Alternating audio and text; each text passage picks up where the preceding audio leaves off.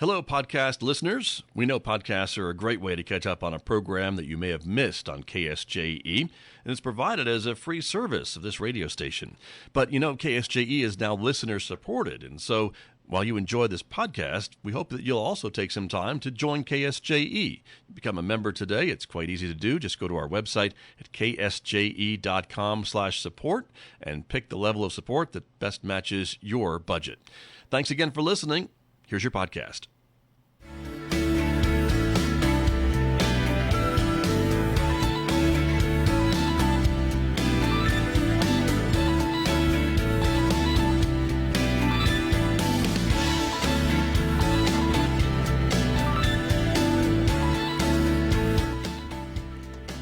10 minutes past 8 o'clock. It is Thursday morning, the 16th day of July, 2026. Good morning, everyone. I'm Scott Michlin. Thank you for tuning in to KSJE 90.9 FM over the air right here in San Juan County, New Mexico. In Durango, Colorado, we broadcast at 103.3 FM, and if you're listening to my voice from anywhere else on planet Earth, you've gone to our website to listen, ksje.com.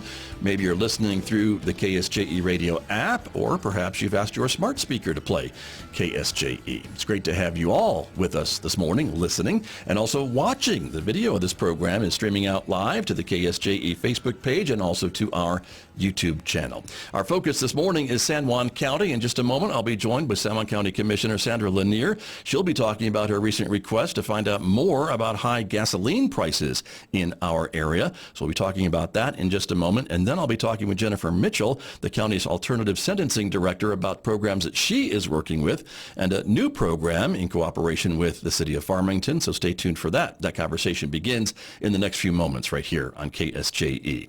Mick Hess, as always, will be here next hour, Roving with the Arts. That's our weekday classical music program beginning at 9:06. A reminder that you can also connect with KSJE on other forms of social media like Instagram or Blue Sky, X, and now Nextdoor.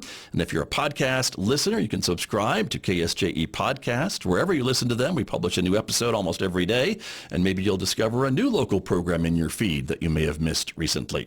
Better yet, you can find our podcasts and live stream and much, much more as part of the KSJE Radio app, available at the App Store and on Google Play. Outside our studios at San Juan College this morning, it is 68 degrees at the moment. We are expecting a mostly sunny morning, and then again, some increasing clouds, a 20% chance of a shower popping up this afternoon. Today's high in Farmington, 84. Another 50% chance of showers overnight tonight with a low of 67. Another 50% chance of showers on Friday with a high of 85 tomorrow. Rain showers possible Friday night and Saturday night. On Saturday's high, sunshine with a high of 87. Sunshine on Sunday with a high of 91. Back to 93 with partly sunny skies on Monday, but maybe some overnight showers for the next, 10 days or so. Take a look at that. We'll see if that happens or not.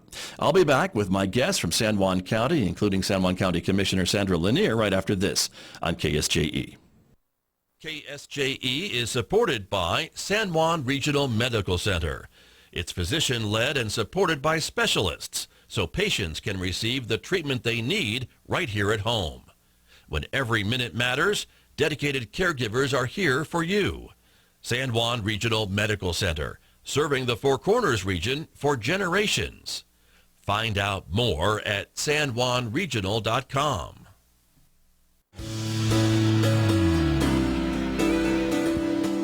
Now back to Studio A and the award-winning Scott Michlin Morning Program on KSJE. Back at the studio this morning. As I mentioned, our focus today is with San Juan County, and joining us live on the telephone this morning is the Commissioner Pro Tem from the San Juan County Commission. Commissioner Sandra Lanier is joining us this morning live on the phone. Commissioner Lanier, thank you so much for calling in this morning. Good morning, Scott, and thank you for having me on. You've always been such an advocate for San Juan County and our citizens, and we just appreciate you, so thank you. Well, that's very kind of you to say. Thank you very much. And I wanted to have you on to ask you a bit about your request to find out more about gas prices here in the San Juan County area. And I guess you kind of noticed it on some recent travels that you were making around northwest New Mexico? Yes, sir, I did. We had a conference down in McKinley County mid-June, and when I came back I obviously noticed it on my drive down there. It was $3.55 was the lowest price. And when I came back 2 days later, it was a 97-cent price difference. So yes, it was quite disturbing.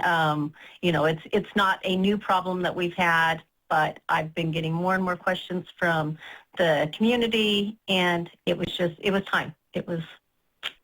Sure. And so with that, you're right. It's definitely a significant price difference from what you were seeing between San Juan County and McKinley County. And we hear it a lot, I think, from folks who travel to Bernalillo County and Albuquerque and locally as well. And so what are you hoping that the New Mexico Department of Justice, the Attorney General's office, will be able to tell you, I guess, with your request? Well, our basic thing is, why are our prices consistently higher? Like I said, this is not a new thing. It's been going on for decades, even when we had a refinery here. And so our citizens just deserve answers. And if there is truly legitimate pricing, if there is no price gouging or anything, then we need an explanation as to what it is and not just speculation. So if it's transportation costs, is the transportation cost truly what is the difference? Because it just seems like it shouldn't be. Like Durango obviously has to pay the same transportation costs. And not this week were they lower, but in the past I have seen them be, a little bit lower than us. And they're further up the pipeline, I guess, so. Right, sure. And so I guess, and I know this just happened, I think you just issued your request to county staff to contact the Department of Justice. And so have you heard anything back yet, or is it still too early to have heard something back from Santa Fe? It's too early. The letter just went out this week to the Attorney General, so. Got you. And do you have any hopes of when you might hear something back? I mean, wishful thinking? Wishful thinking, I would hope for, 4 to 6 weeks. But, I don't know what his workload is and how much of a priority this would be for him. So, but I'm hoping that we can, be the squeaky wheel and get some answers. Right. Of course, and as you mentioned, this has been ongoing for years. I think the mayor of Farmington, Nate Duckett, had also issued a request to the Attorney General's office a few years ago. And so, you're not holding your breath, I guess, but you're hopeful that maybe you'll get some kind of response, at least some answers to why these are consistently higher, it seems like, than compared to our neighbors? Yes, exactly. And in the past, apparently when these investigations are open, the citizens do see a little bit of a decrease, and then, it creeps back up. But let's get some answers. Let's get a firm explanation. And I don't know what the findings have been in the past. I know it's not been, what we expected, but, have they ever offered, concrete proof of there not being price fixing or gouging? Our citizens they deserve the answers because these are tough times right now. Everything's expensive, and fuel is not negotiable in our area.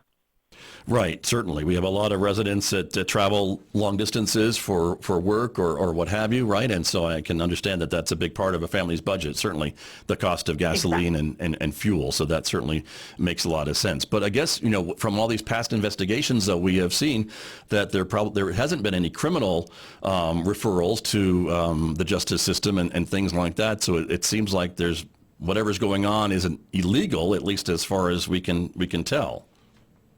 Right.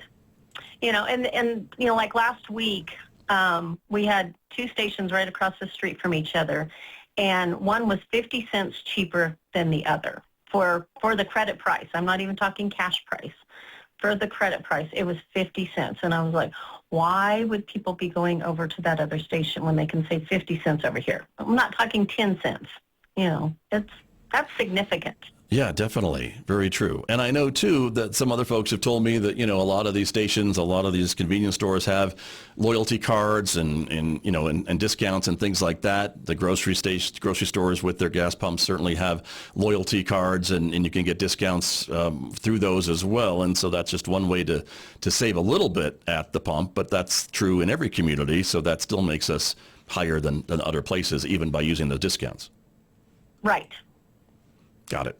And so that would be one of my points to the consumers is if you're typically loyal to brand A, but brand B across the street is, 15, 20 cents cheaper, go across the street. Don't be afraid to price shop a little bit and pay cash.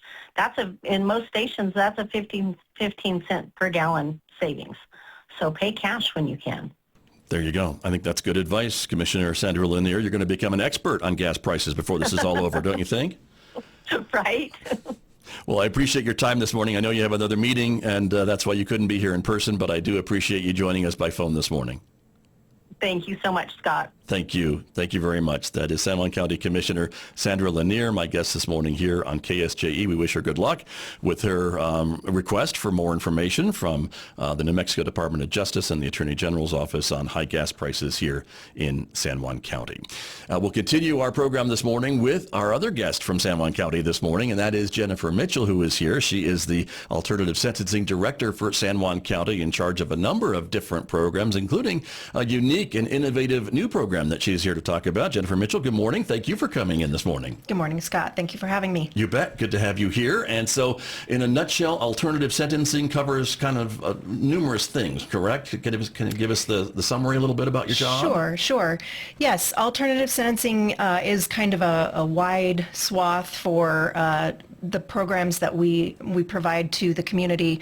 Primarily, we provide jail-based treatment services in a facility that's located on Municipal Drive. Mm-hmm. And we have two primary programs that we operate. One is a 28-day program that has been operating for over 3 decades, and it serves folks who have been convicted of a DWI in our community, and they come to us, the judges sentence them to us, they come to us and they receive 28 days of treatment for their addiction, and then we follow them with case managed aftercare after they've completed that program.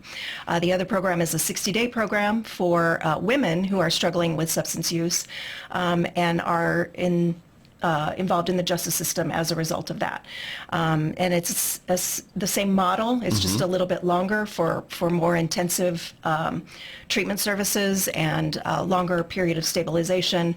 And then we also provide reentry support services up at the Adult Detention Center and some treatment services in that facility as well. And then we kind of round it out with services that we provide to the community for folks who are in the community on probation as a result of misdemeanor charges through the magistrate courts. Got it. Very good. And for the DWI Treatment Center and the other program for women that you were talking about, at least for the DWI Treatment Center, I recall when that first got started, the idea was to kind of divert folks from just going to jail for a period of time because of a drunk driving arrest or a repeated drunk driving arrest, and instead go into this type of program that would then give them treatment and some help, and then maybe stop a repeat offender. And that's kind of got some data now to back that up after 3 decades to show that it does actually do what it intends and set out to do. Am I right? You're right. That's exactly right. Yes, we do have some research that backs our program and shows the efficacy of the work that we're doing.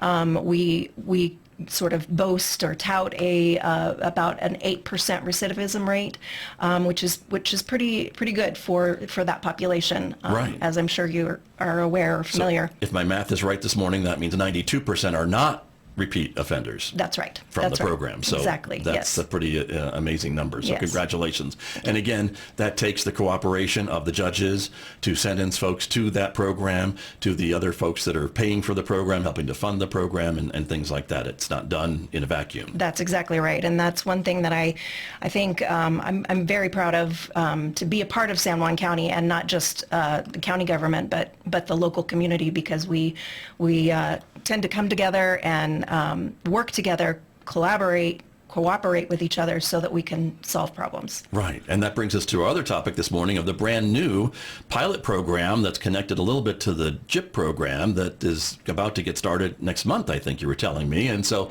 let's talk a bit about that, because that came from just a conversation you were having with some folks in the city of Farmington. That's right. Yes.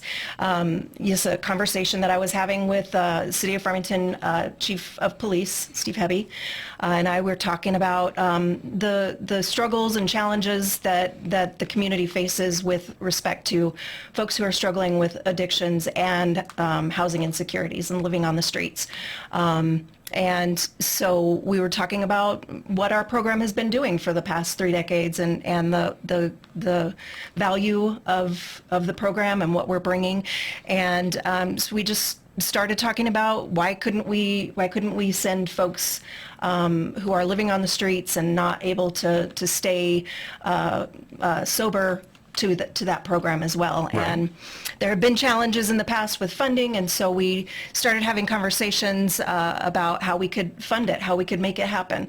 And so the historically, the way that the city has been able to work is they use the JIP program through PMS's Total Behavioral Health to provide some housing security as well as treatment services, outpatient treatment services. Right. And JIP, just to interrupt for a moment, stands for Joint Intervention Program, basically, that's right? right? Okay. Yes, that's right. Thank you for clarifying that. That's okay. And so we, in the history, the courts have sentenced people into the JIP program for at least ideally it's about a year-long program to kind of help them get stable and get on their feet.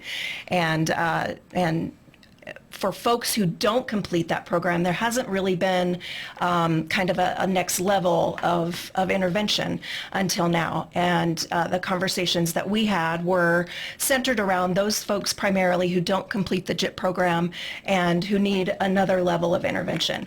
And so that's kind of where we're going to step in and allow the courts to sentence people who don't complete the JIP program to the 28-day program to receive substance use treatment on an inpatient jail-based level, and then transition back out into the JIP program. They would still need to complete that program. They would still complete that program. The idea. And in the past, before this came to be, they would just fail, I guess, or stop going to the JIP program and then disappear, or we wouldn't necessarily know how they were doing or what have you. They just kind of went off the radar a little bit. Well, true. Often the court would issue a warrant for their arrest, and typically they do end up getting back into the system pretty quickly. I see. Because they're catching the attention of the community because they're intoxicated, living on the streets, bothering the citizens, and so people will call and they end up getting back into the system. And so, I see. But are they going to jail and then not JIP then the next time? Is that kind of maybe what could happen? That's right. Got it. And so with this system, that would avoid that again by coming to your treatment facility and the jail-based treatment facility and getting that intensive 28-day attention, I guess, for lack of a better term, and then to graduate hopefully from that and go back into and be more successful hopefully with that 1-year JIP program. That is absolutely the hope that we anticipate seeing, and we hope to see good results with this partnership. We're going to be, of course, that's the reason for a pilot, is to see will this model work, and we're going to give it a shot and see if we are able to provide a good intervention for folks who are truly, needing a next level of intervention. Right. And so as you mentioned, this is going to hopefully start next month. August 1st, yes. Is the idea. And so in about a month, you'll know, I guess, how things go. And of course, it's with, again, the cooperation of the municipal judges so far in Farmington who'll be sending folks to this program. Yes, that's correct. Got it. And again, the city is paying for it.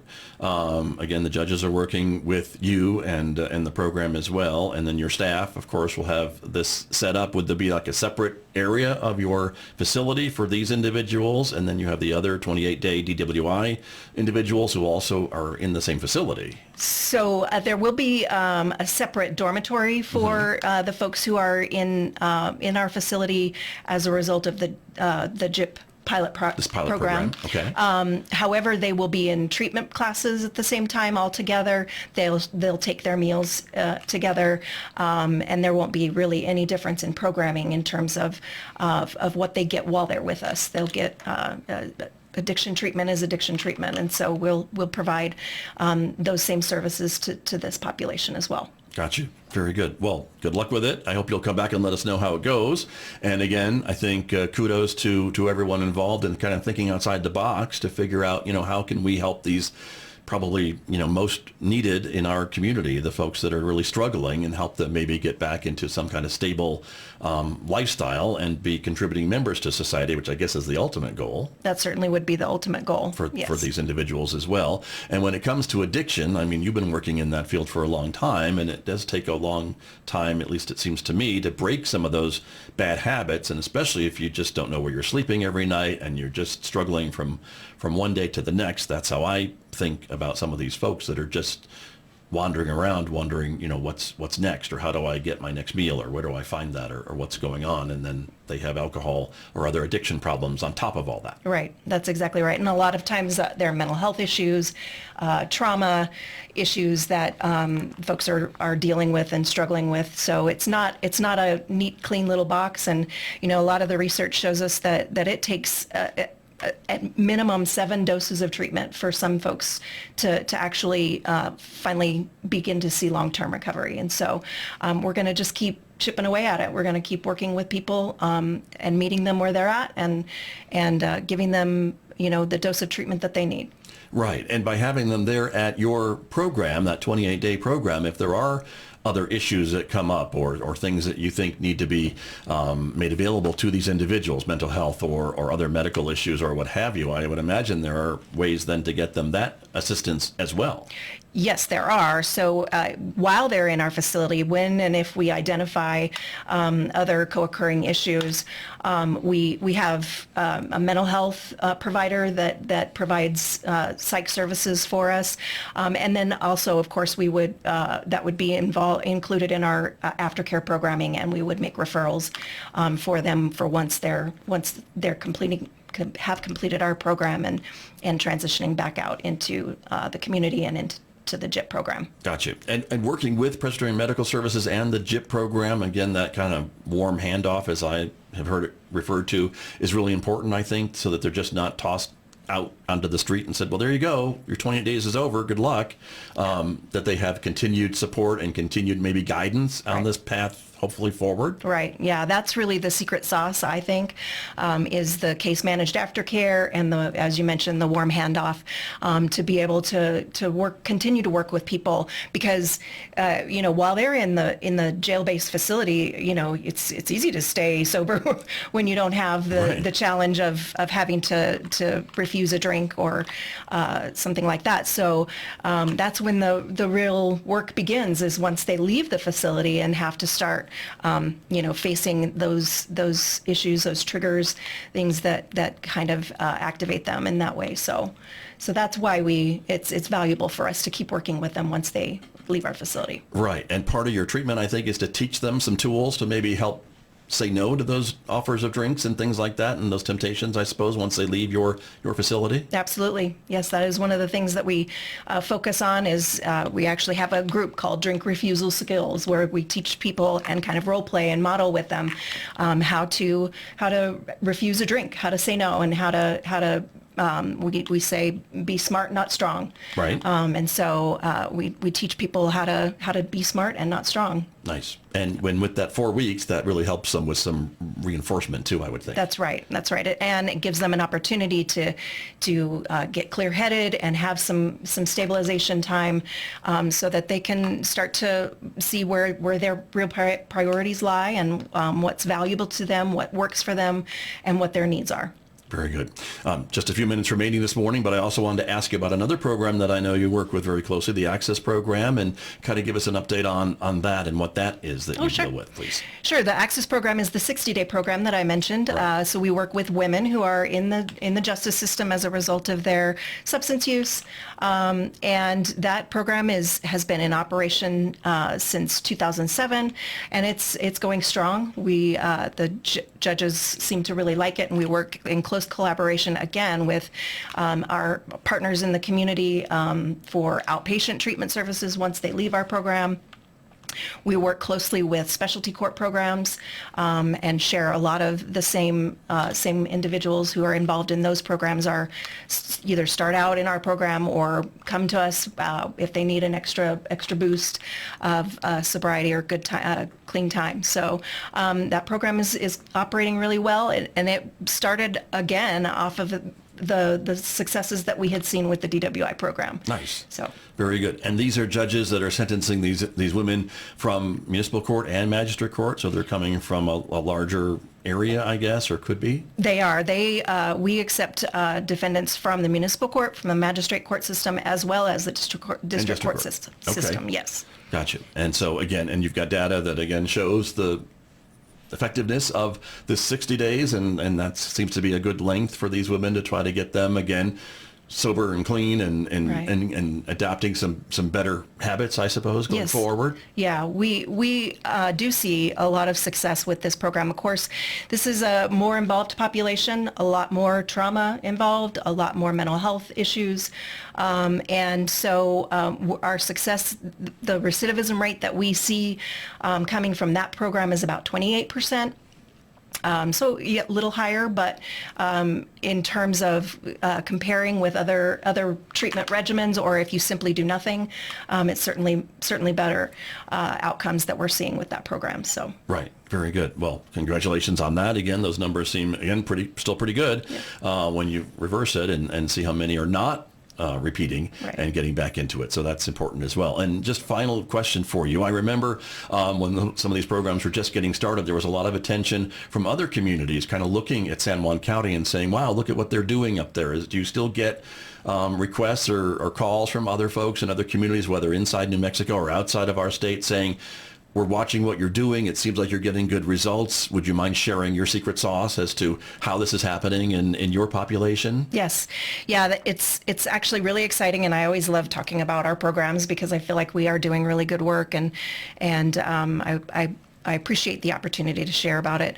But we do have a lot of interest from, I work really closely with other counties in the state, and we actually have MOU partnerships with a couple of adjacent counties. McKinley County and Sandoval County both cooperate with us to send some of their defendants to our DWI program. And so we're also actually working with McKinley County. They're looking to actually start up their own jail-based treatment program, and interested in using our program as the model for that. So that's exciting, and we always love to collaborate and work closely with our other county partners. Nice, very good. And of course, the other thing I always like to remind everyone is that we're talking about these individuals. These are human beings. These are lives that are maybe have been shattered at some point, and they're kind of being put back together through these programs. There's a lot of great success stories of folks who've gone through all of these things that we're talking about and come out on the other side. And I think for their families and their friends, they probably have a hard time recognizing that same person from how they were before they went in. And so I think there's a lot of good work that's being done. Yeah. We've had judges tell us stories about defendants coming back to them and saying, thank you, Judge. You sent me to that program and I didn't want to go, but you saved my life. So it is exciting, and it's good work that's being done, and those success stories are what we live for, what we do it for. Yeah. Very good. Well, thank you for sharing with us this morning, Jennifer Mitchell. We appreciate it, and thanks for coming in. Thank you. Good to see you. You too. That is Jennifer Mitchell. She is the San Juan County Alternative Sentencing Director, my guest here on KSJE. Did you enjoy that podcast? We hope that you did, and if you did, share it with your friends.